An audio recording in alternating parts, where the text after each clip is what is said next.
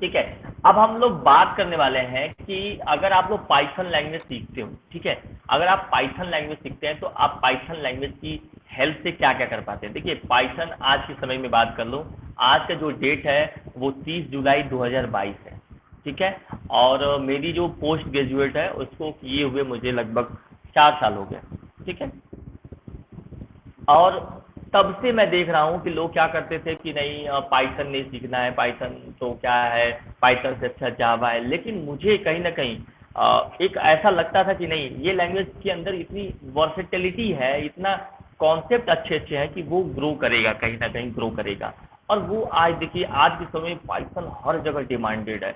और पाइथन आप किसी फॉर्म के अंदर चले जाइए, मेडिकल सेक्टर में चले जाइए, हॉस्पिटैलिटी सेक्टर, मतलब जिस फील्ड में अगर मैं बात करूँ जहाँ पे कंप्यूटर्स हैं और वहाँ पे जो रिसर्चेज हैं, टेक्नोलॉजीज हैं, तो वहाँ पे ये कॉन्सेप्ट है, ठीक है। तो एज मैं ये जो वीडियोस बना रहा हूँ वो उनके लिए बना रहा हूँ जो एकदम फ्रेशर है, जिनको अभी कुछ पता नहीं है लेकिन वो कंप्यूटर साइंस के अंदर चीज़ों को कुछ करना चाहते हैं। तो मैं उनके लिए बता दूं कि अगर आपको डेवलपमेंट सेक्टर में जाना है तो दो चीज़ें चूज करिए, ठीक है। पहला तो आप वेबसाइट डेवलपमेंट में चले जाइए, लेकिन वेबसाइट बनाने के लिए भी आपको उसके टूल्स होते हैं, लैंग्वेजेस होती हैं, उसको आपको करना चाहिए। या तो आपको एक लैंग्वेज सीखनी चाहिए जो कि अगर आप अदर्स पर्सन से पूछेंगे या तो जो भी एक्सपर्ट है पूछेंगे तो वो कहेगा कि पहले सी से स्टार्ट करो, फिर सी प्लस प्लस को पढ़ो, फिर जावा को पढ़ो, फिर देन पाइथन यस पढ़ो, सर। हाँ। ठीक है। बट मैं ये कहना चाहता हूँ कि अगर आप पाइथन को पढ़ना चाहते हो, पाइथन को रीड करना चाहते हो, तो आपको कोई भी लैंग्वेज को स्टार्ट करने की जरूरत नहीं है। आप एकदम फ्रेशर हो, आप 12th में पढ़ते हो, आप ग्रेजुएशन में हो, आपने कभी प्रोग्रामिंग नहीं की है, तो मैं सजेस्ट करूंगा कि पाइथन अपनी फर्स्ट प्रोग्रामिंग लैंग्वेज आप बना सकते हैं। इसमें कोई भी झिझक की बात नहीं है। बहुत ही एक्सपर्ट आपको राय देंगे, बहुत आप यूट्यूब चैनल पे जाओगे जो वीडियोस देखोगे तो आपको बोलेगा कि पहले सी सीखनी चाहिए, सी प्लस प्लस सीखनी चाहिए, उसके बाद जावा सीखना चाहिए और उसके बाद पाइथन सीखनी चाहिए। बट ये टोटली मेरा जो एक्सपीरियंस है उसके अकॉर्डिंग मैं बताता हूँ कि आपको अगर स्टार्ट करना है तो पाइथन लैंग्वेज स्टार्ट करिए, क्योंकि आपको इंटरेस्ट आएगा। क्योंकि देखिए कोई भी काम जब स्टार्ट करते हैं तो उसमें इंटरेस्ट होना बहुत ज़रूरी है। जब एक बार इंटरेस्ट आ गया पाइथन लैंग्वेज से तो आप टाइम निकाल के सी को भी सीख लोगे, सी प्लस प्लस को भी सीख लोगे, जावा को भी सीख लोगे। बट फर्स्ट टाइम आपको इंटरेस्ट आना चाहिए, ठीक है। तो ये होगी पाइथन लैंग्वेज की बात। अब मैं वर्सेटिलिटी की बात कर लूँ कि पाइथन इतना क्यों पॉपुलर है। पाइथन से आजकल हम लोग क्या कर सकते हैं, देखिए पाइथन लैंग्वेज एक है, प्रोग्रामिंग लैंग्वेज है। तो इस लैंग्वेज की हेल्प से हम कंप्यूटर के लिए वो सारा काम कर सकते हैं जो आज पॉसिबल है।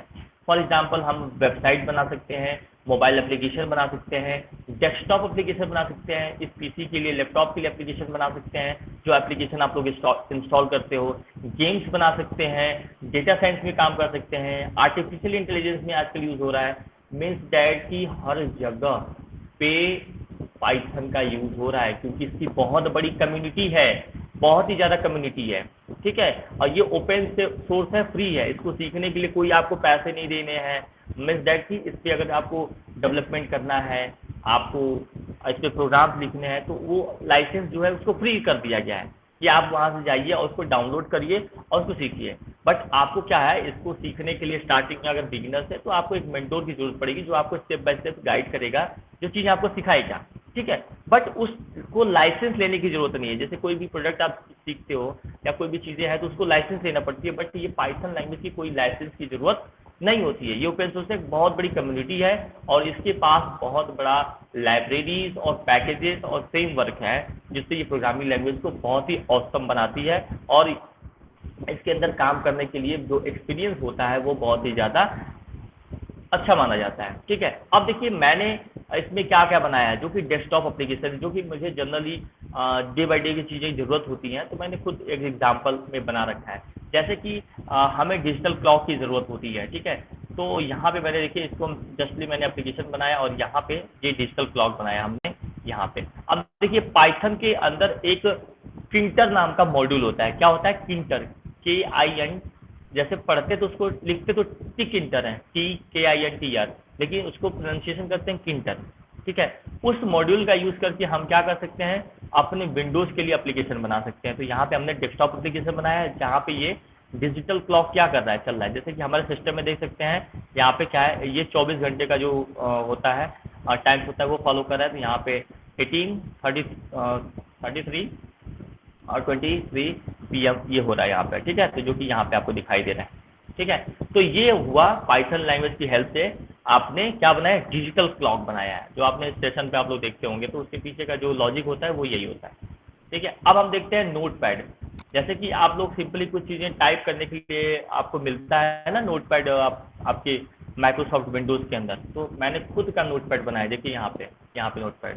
तो यहाँ पे आप मैंने बहुत ज़्यादा फीचर्स नहीं दिए हैं, जैसे कि आप ओपनिंग कर सकते हो, ओपन कर सकते हो, सेव कर सकते हो। और मैंने यहाँ पे अबाउट में दे दिया है। यहाँ पे जैसे आप क्लिक करोगे देखिए नोटपैड बाय रजत वासी, ठीक है। यहाँ पे देख रहे हैं मेरा नाम है। तो इस तरीके से क्या है आप देखते होगे। तो जैसे आप हेल्प के अंदर जाओगे ना, जो सिस्टम का यूज़ करते हो, तो देखिए मैं अभी उसको करके दिखाऊंगा तो वहाँ पे माइक्रोसॉफ्ट के बारे में आएगा। अब ये हम यहाँ अपने बारे में कर सकते हैं। चलिए उसको भी खोल के देख लेते हैं। ये मेरे द्वारा बनाया गया नोटपैड है, ठीक है। अब मैं सिस्टम का खोल लेता हूँ नोटपैड। ये नोटपैड हो गया सिस्टम का। अब इसके अंदर भी बहुत सारे फीचर्स दिए गए हैं, जैसे फॉर्मेट। बस मैंने 2 ही 3 इसमें मेन्यूज बनाया था।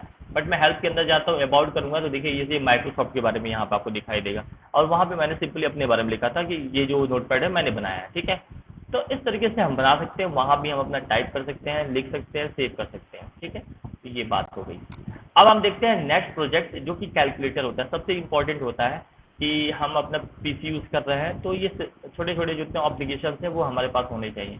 तो यहाँ पे मैंने अपने नाम पे प्रोजेक्ट कैलकुलेटर बनाया है। बहुत ज़्यादा कोई डिज़ाइन तो नहीं है, लेकिन कहीं ना कहीं आप इसे परफॉर्म कर पाते हो। देखिए ये कैलकुलेटर हो गया आपका, कैलकुलेटर बाय रजत, ठीक है। यहाँ पे इसमें लिखा 9 मल्टीप्लाई 2 और इक्वल देखिए 18, ठीक है। और इसको हम क्लियर भी कर सकते हैं। और यहाँ पे लिखते हैं जैसे कि आपने मुझे 12,000 रुपये दिए, 12,000 माइनस 5,000, ठीक है। इक्वल कर देंगे कितना होगा 7,000, ठीक है। तो इस तरीके से हम क्या कर सकते हैं, अपना खुद का कर सकते हैं। हम माइक्रोसॉफ्ट का यूज़ नहीं करेंगे, हम बना सकते हैं। लेकिन ये कैसे कर पाएंगे आप, जब पाइथन जैसी पावरफुल लैंग्वेज का यूज़ करता है। तो अगर आप लोगों को कंप्यूटर फील्ड में जाना है, इस तरह की चीज़ें हो, तो पाइथन को जरूर सीखिएगा, क्योंकि पाइथन बहुत ही मोस्ट है। और ये बहुत ही, अगर आप सिस्टम से पढ़ेंगे ना तो बहुत ही इजी समझ सकते हैं। जैसे कि आप लोगों ने वेब डेवलपमेंट की जो चीज़ें की हुई हैं, तो कहीं ना कहीं एक सिस्टम से जो चीज़ें बताई गई होंगी तो आपको क्लियर वे मिला है। अब इससे आप लोग जितना प्रैक्टिस करोगे, क्वेश्चन सॉल्व करोगे, प्रोजेक्ट्स करोगे, तो आपकी और भी जो नॉलेज है वो बहुत ही ज़्यादा ब्रॉड होगी और अच्छे से प्रैक्टिस आपकी एक्सपीरियंस मिलेगा आपको, ठीक है। तो ये ऑल अबाउट था कि पाइथन लैंग्वेज के बारे में और क्या क्या हम कर सकते हैं, पाइथन से क्या कर सकते हैं। तो पाइथन से आप ऑल अबाउट सारी चीज़ें आप कर पाओगे, ठीक है। तो ये हुआ। Thank you.